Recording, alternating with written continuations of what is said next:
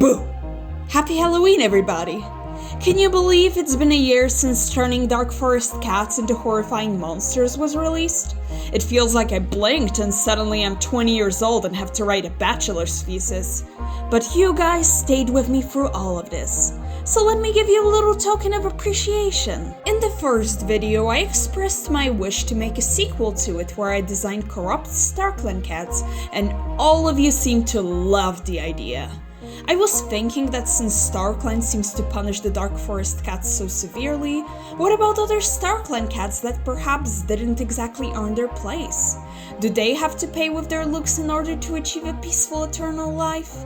It may seem a bit cruel, but STARCLAN is known for being just that on many occasions. So in this video, I'll take 3 questionable STARCLAN cats and turn them into some uncanny looking angels. This is gonna be the finale to my Warrior Cats Monster series. I always imagine these videos as a trilogy, with this one being the end. I am not completely opposed to making more of this series in the future, but for now I'll be needing a longer break.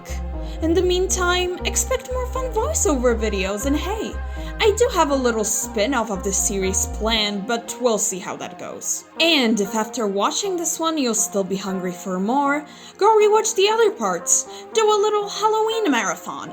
Bring your family and friends along, and instead of watching those boring yearly classics such as 5 scary gnomes caught on camera, sit them down for a Pigeocore video. With no further ado, let's begin.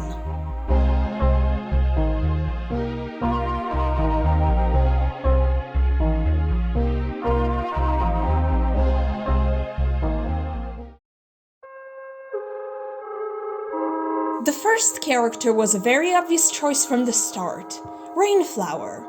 Rainflower is probably one of the most disliked Warrior Cats characters out there, with many fans demanding for her to be put in the Dark Forest.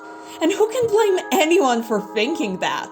Disowning your own child for being disfigured in an accident and calling him ugly is beyond cruel. I don't care for any "oh, she didn't want to admit she was wrong" arguments. It's also worth considering that, as sad as it is, Rainflower's behavior hits home for a lot of people. You probably don't know any dictators who kill babies on a personal level, but most of us will or have met someone like Rainflower. She may be your neighbor, your friend's relative, or even your own mom. That makes her so much more hateable than someone like Tiger Star or Broken Star, and that's why I was happy working on her design. I finally got to give her the taste of her own medicine. And what's a better thing to target than her focus on looks? Beauty is something Rainflower had used against her son many times, and so I thought it would only be fair for STARCLAN to make her look as ugly on the outside as she was on the inside. The idea for making her look like an old hag once again came from my helper Aster Arachnids, and I loved it so much I just had to use it. Growing old is often associated with a loss of beauty, and fairy tale villains like witches or evil stepmothers are often older women. Old ladies are also a staple of horror. Just look at movies like The Shining, The Visit, or X. It's the perfect choice. My goal with Rainflower's design was to make her look grotesquely old, with patchy fur, heavy wrinkles, and shineless eyes. I thought putting human wrinkles on her specifically would give her an uncanny look, although I also based some of her design elements on cats with Ehlers-Danlos syndrome. Another decision I made was to have her look very ghost-like. STARCLAN cats are usually shiny and shimmery. They have beautiful glowing pelts and stars in their eyes. It's not a surprise then that a cat who spit in the face of everything that didn't live up to her standard of beauty doesn't get that privilege. Instead, she's grey. Her pelt has no shine to it, and yet she's too spirit-like to look like a living cat either. She's a specter, a shadow of her former self. Anyway, I was really happy with how this concept came out. I think I gave her that ghostly look I was going for. So similarly to my ant pelt design, I got to work on the final version pretty quickly. In the end, I didn't end up making many changes between the concept and the final piece. I liked how the concept came out and didn't see any reason to do so. I only modified some small details, like making her skin sag more cause, you know, old people are kinda saggy in general. So in this section, let's talk about the reads and some of my personal headcanons relating to the design. I imagine that Rainflower is extremely ashamed of her looks. She can't stand other cats seeing her, and so she hides behind a veil of reeds.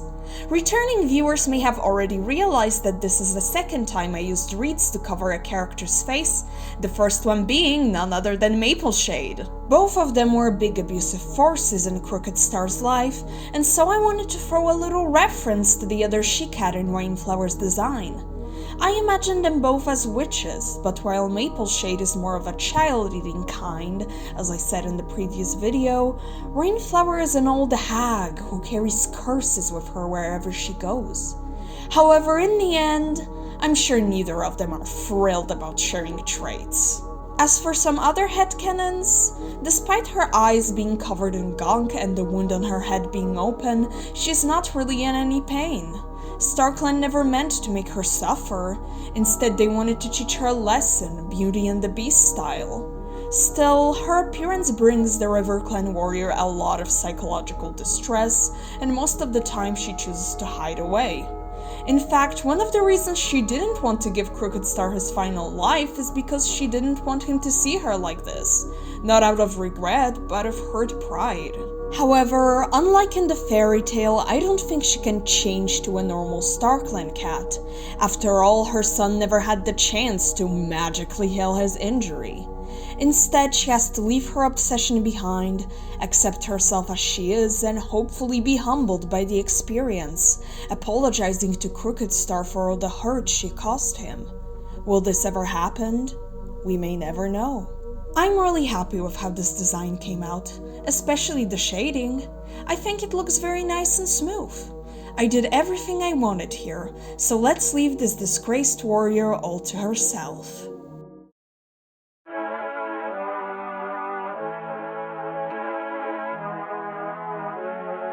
The next cat we'll be looking at is Blackstar, the infamous leader of ShadowClan. First of all, let me go on a tangent. Choosing the second cat for this video was kind of a pain in the butt. The first and the third were pretty obvious. I had a good idea of who I wanted to do, but even with your suggestions, I had no idea who the other one should be. You'd think the most obvious choice would be Clear Sky, right?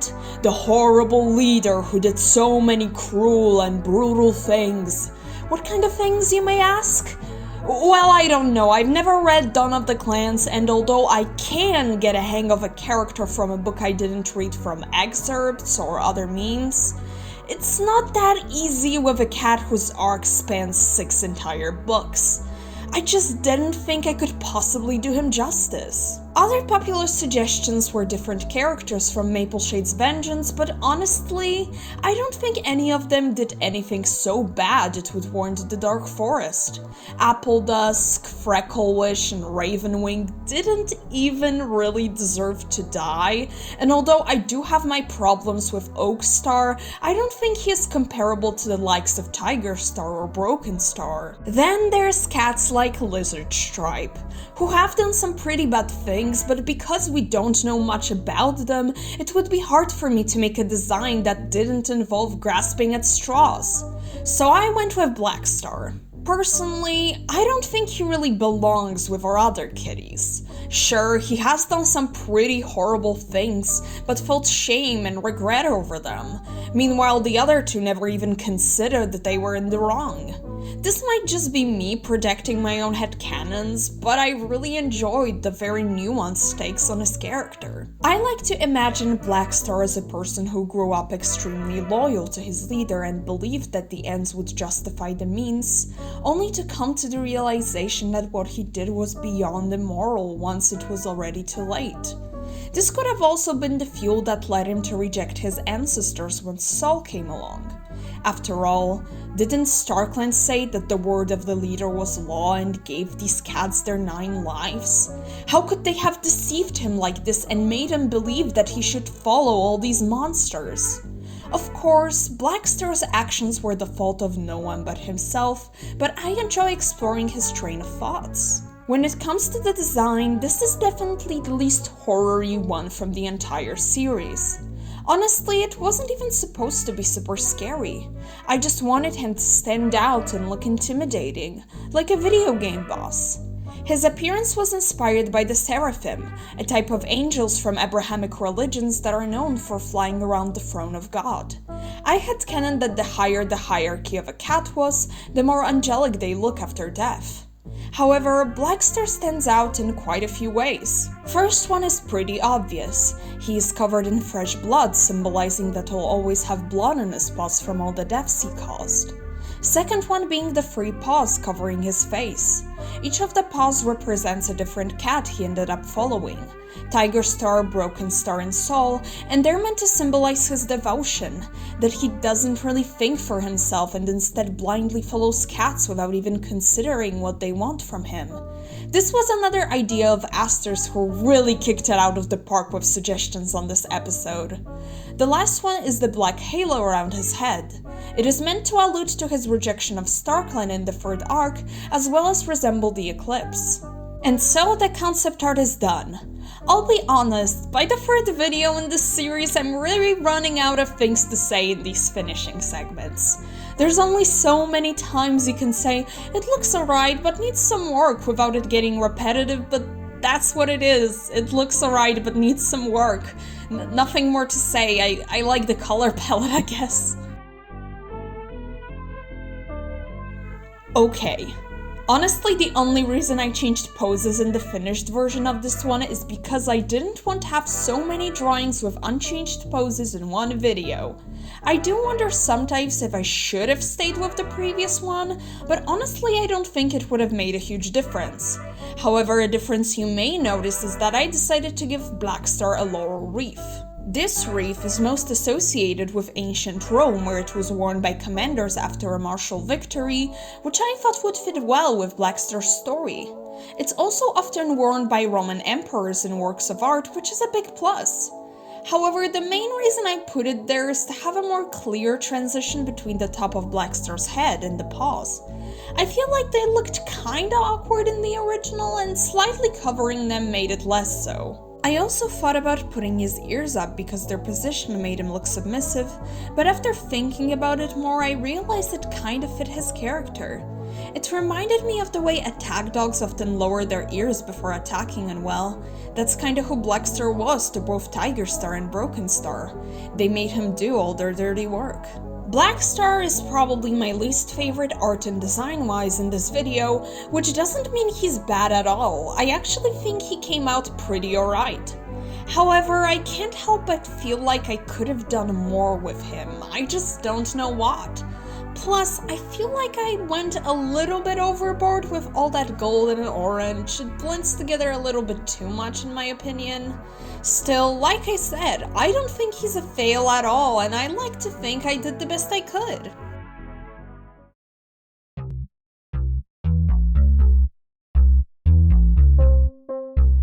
You guys know the deal. I like leaving the most anticipated character for last, so here he is, everyone's favorite obsessive ex, Ashfur. I don't think anyone would be surprised when I say I don't like Ashfur. Well, I like him as a villain and a character. He's super fascinating, but definitely not personality-wise. He's a self-absorbed incel who thinks he has it worse than anyone and feels entitled to a girl to the point he leaves heaven to possess the body of her husband. That's crossing so many lines. And honestly, as cool as it is, I don't think his arc in the Broken Code was very fitting either, but that could be a discussion for a whole other video. The most important thing is, it gives me a lot to work with. This design is a bit different from all the other ones, as it's not supposed to depict how he looked in STARCLAN, but rather what became of him after gaining control of the Dark Forest, essentially making him a fallen angel. It was of course heavily inspired by the iconic fire scene, or rather the aftermath of it. This was probably the most damning thing the ThunderClan warrior has done during his life, so it's no wonder that once he turned from STARCLAN, this is what marked him. Ash fur is supposed to be literally covered in ash from the fire. His STARCLAN wings turned black from the smoke. The wings on his face have burned off, leaving only sharp nubs resembling devil horns, as he literally gained control of what's essentially this universe's hell. His fur is messy and singed, the skin around his mouth burned off, and on the center of it, a bright red bleeding heart. This is of course a reference to his murderous infatuation with Squirrelflight, as well as probably the most middle school boy who's into poetry just had his heart broken line in the entire series. Upset? I'm not upset! You have no idea how much pain I'm in. It's like being cut open every day, bleeding onto the stone. I can't understand how you failed to see the blood. Some version of this design has been sitting in my head for a very long time, pretty much since the beginning of the series. I knew what I wanted to do with him, and that's why I didn't have much problem with this concept art. I think it came out great. I honestly feel kinda bad that the concept sketches for all of these designs were so similar to the final version. I know, it's a small thing, but with how big the changes between some previous drawings in the series were, I feel like it's a bit anticlimactic for me to just go with the exact same pose and a slightly different design. But on the other hand, what am I supposed to do? Make the concept art uglier on purpose? Anyway, one of the reasons for the lack of change was probably the fact that this video has been brewing for a while now, which gave me a lot of time to think about what I wanted to do with the designs. And this is what I wanted to do with Ash fur. I know the pose here is not very realistic. I don't think a cat could put his front paws like this, but sometimes art is about breaking anatomy and proportions for the sake of it. In this case, I wanted to show Ash fur's heart, and if I put his paws similarly to, for example, the reference picture, it would look kinda silly, wouldn't it? Moving on to the changes, one of the most noticeable ones is probably the addition of missing skin on his face and paws.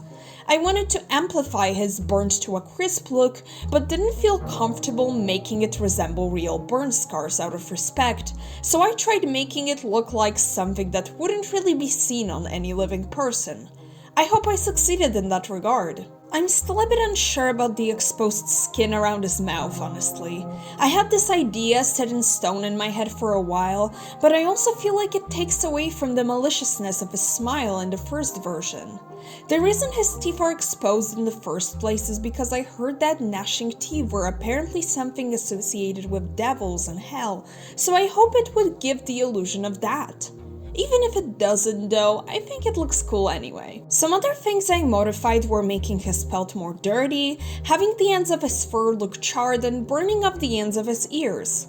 One thing I have to mention though is how much problem the heart gave me. I was constantly unsure what hue of red I wanted to make it, and was so unsatisfied with how it looked I actually went back and redrew it after finishing the recording. However, even with all of these things, I absolutely love how both the drawing and the design came out. I think he looks absolutely sick and scary as hell. I hope you guys think the same way. I'm really happy with this design overall.